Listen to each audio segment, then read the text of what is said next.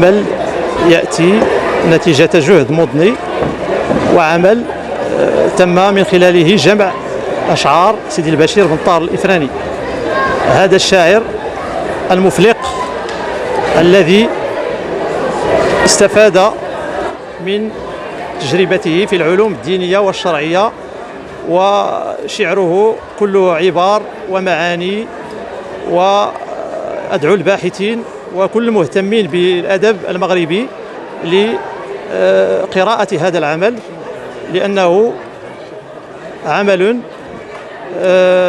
فيه من الإمتاع والمؤانسة ما يجعل منه أدبا غنيا من حيث الدلالات والعبر.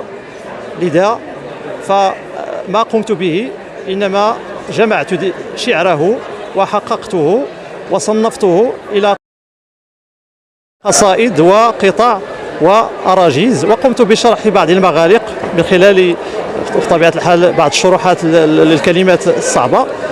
وما أحوجنا لمثل هذه الأعمال، فأدعو الباحثين وطلبة إلى قراءة هذا العمل، وبطبيعة الحال إنجاز أطارح أخرى تهم الجانب التداولي والجانب البنيوي والبحث في موضوعات هذا الشاعر وهذا الشعر، ثم كذلك البحث عن المؤثرات الأخرى الخارجية، مثلا تأثر سيدي البشير بالشعر الأندلسي أو ما شابه ذلك.